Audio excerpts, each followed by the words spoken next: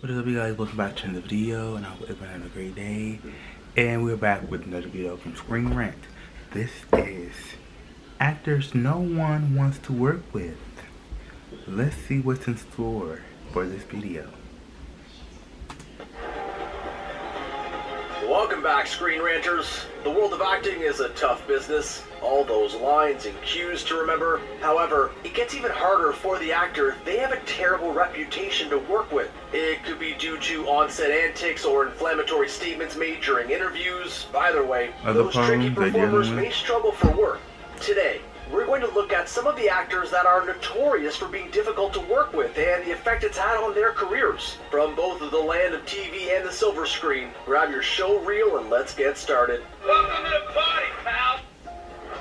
With season 3 of Criminal Minds about to begin production in 2007, one person was absent, Mandy Patinkin, who played Jason Gideon. He was due to be there to do a table read of the script, yet he no-showed the event. He then refused to return to the show at all. As a result, he was eventually written out completely. A few weeks before the big incident, Patinkin was interviewed where he spoke about hating the violence portrayed on TV, which is a big theme in a show about profiling violent criminals. In 2012, Patinkin spoke in an interview with New York Magazine. He said that he was concerned about the effect violence on shows has on people, stating, quote, "A show like Homeland is the antidote," unquote. For those unaware, Patinkin was in Homeland at the time. He would also state that the biggest regret of his career was taking the role on Criminal Minds to start with. It's not the only time Patinkin has caused issues on set. As he states in an interview with the New York Times in 2013, he refused to interact with the directors during the filming of Chicago Hope, which he has since regretted. From playing John McClane to being a neat guy as Paul Stevens on Friends, Bruce Willis has done it all. Yet in recent years, he's not as prolific as he once was. How do you know that? A hunch. And there's a theme as to why. For Expendables 3, Willis was set to reprise his role as Church in the franchise, but he wanted more dollar bills. He demanded a $1 million pay raise to be in it, even though he was only a supporting cast member. So, Sylvester Stallone refused and called Willis lazy and greedy on social media. Ooh. In 2010's Cop Out, Kevin Smith directed Willis for the film. Smith described the problems caused by Willis as soul-crushing. The director of 2003's Tears of the Sun, Antoine Fuqua, stated that Willis was a pain in his posterior. Fuqua said that the two got on well during production, but not so much once the cameras were rolling. Then in 2013, during promotional interviews for Red 2, Willis was interviewed along with Mary Louise Parker. Throughout, Willis is hostile towards the interviewer Jamie Edwards for seemingly no reason. This part is not acting, what we're doing right now. It's nice and cringy watching. Val Kilmer first got mainstream success for smacking volleyballs with Tom Cruise in Top Gun. From there, he ended up being the Caped Crusader in 1995's Batman Forever. But since then, well, it's been up and down for Kilmer. Although he did have a song named after him by Bowling for Soup. Yeah, we're down with the kids. Many directors have come forward with tales on Kilmer's attitude. Joel Schumacher mentioned that the fame went to Kilmer's head. He wanted out of the Batman franchise in order to be in the Island of Dr. Moreau film with Marlon Brando. More on Brando later. Nice plug there. Apparently, Kilmer dropped Batman at the last minute, but that wasn't the end. One of the directors on the Island of Dr. Moreau, Richard Stanley, said that he and Kilmer would regularly break into arguments. It got so bad that, according to Stanley, the production company fired him and brought in John Frankenheimer to direct, all so they could keep their star. Even Frankenheimer slighted Kilmer by highlighting his poor work ethic and that he doesn't want to be associated with Kilmer ever again. In the late 2000s, Katherine Heigl seemed to be the next breakout star of Hollywood, yet all of a sudden, her rising star began to fade. Well, here's why. In 2007, she won an Emmy for her performance in Grey's Anatomy. The following year, Heigl was in contention again, but she released a statement saying that she would be withdrawing from the race. All because she doesn't think the material she worked with was good enough for her to win. The showrunner, Shonda Rhimes, was livid. Rhimes said that Heigl had asked for a reduced schedule for that season. In 2007, after performing in Knocked Up, Heigl stated that the film was sexist during interviews. You're sure? Yeah. To make matters worse, in 2010, Heigl's publicist fired her from their services. Oh. This is something that very rarely happens. Heigl then fired her new publicist, who'd just done a load of damage control after only 5 weeks. Heigl then went to try and go back to the original publicist that fired her. Also in 2010, Heigl was negotiating to be in Valentine's Day. She demanded $3 million for her small appearance in the ensemble film. The filmmakers declined the generous offer.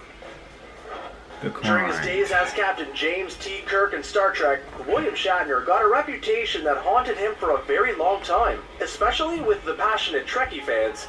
Co-stars Leonard Nimoy, James Doohan, Walter Koenig, and Nichelle Nichols have all stated that Shatner was incredibly difficult to work with on the set of Star Trek. George Takei, who played Sulu, has spoken about his long-running feud with Shatner in detail. Takei has described Shatner as being extremely self-centered. In his autobiography, Takei wrote that Shatner would pretend that he didn't know Takei on set for some reason. For 1989 Star Trek V The Final Frontier film, Takei accused Shatner of getting the script changed so Sulu wouldn't take command of the ship. There were also claims that Shatner would interrupt filming during the Star Trek TV show in order to make him the focus of the scene. During a convention in 2004, James Doohan, who played Scotty, was undergoing a final farewell tour. According to Takei, at the end, Shatner refused to join the Star Trek cast on the stage to celebrate Doohan altogether one last time. Sharon Stone may have been nominated for an Oscar due to her role in 1995's Casino, but it hasn't made her behind-the-scenes reputation any better. In 1993, she starred in Silver with William Baldwin. The film was not a success at all, and Stone and Baldwin reportedly did not get on. While shooting one of the kissing scenes, Stone apparently bit into Baldwin's tongue. The injury was said to be so severe that Baldwin was unable to talk for a week. The sequel to one of Stone's biggest roles, Basic Instinct 2, was heavily delayed for many years. Was it an According accident? to sources, Stone would veto many of the studio's picks for the leading man. On top of that, she was arguing with the filmmakers on the film's direction. In 2010, Stone was signed on to be in The Golden Boy. At one point, she took the production credit card and went on a massive spending spree, apparently in order to get costumes for her character. A nervous production runner followed behind her and told the frightened filmmakers on the phone all of the expensive shops that she was going in. At one point in the 90s, more often than not, if you sat down to see an action film, Steven Seagal would be involved. Then, all of a sudden, Seagal vanished from the spotlight. Instead, he found work on direct-to-video productions. Well, there's reason for that. There are many tales about Seagal assaulting people behind the scenes. For example, John Leguizamo spoke about his experience when shooting 1996's Executive Decision. According to Leguizamo, Seagal was telling anyone in rehearsals that he was the law and in command of production. Leguizamo laughed at the statement, so Seagal acted responsibly and life went on. Yeah, no, that didn't happen. Seagal threw Leguizamo against a wall and hit him with his elbow. Seagal also upset the cast of Saturday Night Live, so much so that he was banned from ever hosting the show again. In an interview with James Bond actor Sean Connery, he mentioned that Seagal was hired as a trainer for 1983's Never Say Never Again. Connery did something to upset Seagal, so he retaliated. Years later, Connery realized that Seagal had broken his wrist.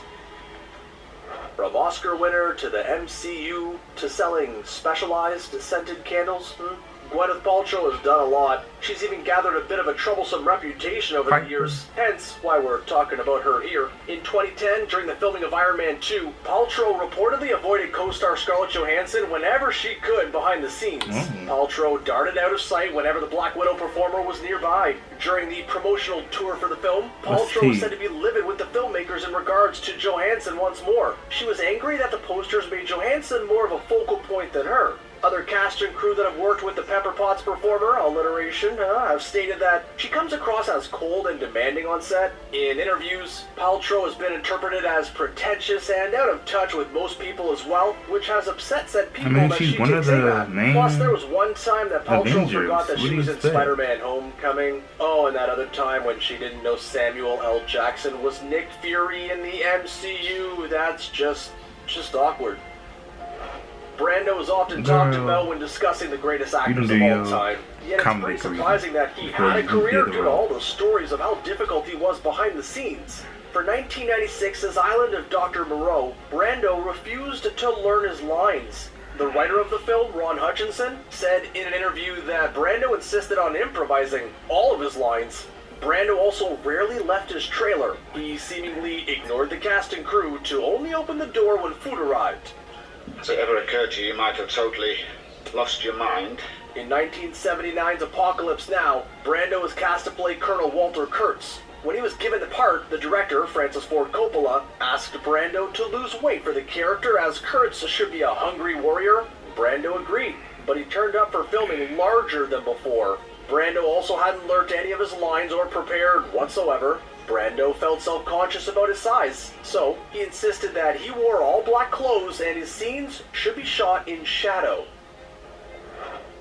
At the moment, three-time Oscar winner Daniel Day-Lewis is officially retired from the world of acting, but it's Hollywood, so it may not last forever. However, this time, Day-Lewis doesn't make our list due to bizarre behavior. Instead, it's because of the side effects from his intense method acting techniques. When shooting 1989's My Left Foot, Day-Lewis wanted to get into the mindset of character Christy Brown, who had cerebral palsy. Day-Lewis would stay in the wheelchair off set. The crew had to spoon feed him and carry him if the wheelchair was stuck. Then on the set of 2002's Gangs of New York, Day-Lewis refused to wear a warmer jacket, all because his character, Bill Cutting, was poor in the 19th century. Day-Lewis didn't think the character would have had access to a non-era coat then. Well, Day-Lewis ended up getting pneumonia. He initially refused a treatment for the same reason. However, after some persuading, he sought treatment. Day-Lewis is well known for refusing to break character during production. He calls the other actors by the characters' names. Even went out with the cast and crew in restaurants and bars. And that's a wrap. Are there any other actors you know of that are difficult to work with? Let us know in the comments. If you enjoyed the video, please like, share, and subscribe. So yeah, like when it comes to acting, if you love it, you love it. Don't be greedy, ask for more money when it comes to these roles. If the director is willing and, okay, I really want you, I'm gonna pay you $3 million to play this role because I really want you. And it doesn't matter how great of actor you are, if you're not comprehending, cooperating with the other people who are behind the scenes, even your other fellow actors, nobody is going to want to work with you. It's all about your attitude and your actions. That's what I'm gonna say. It does not matter, like I said, it does not matter how good of actor you are. If you got a bad reputation, nobody's gonna work with you. Point blank, period. And if you love acting, love it. Don't do it for the money. Just do it because you love to do it. So thank you guys for tuning into this video. Be sure to like if you want to, subscribe, all that great stuff if you want to, and until next time, try to do what you want to do. Peace.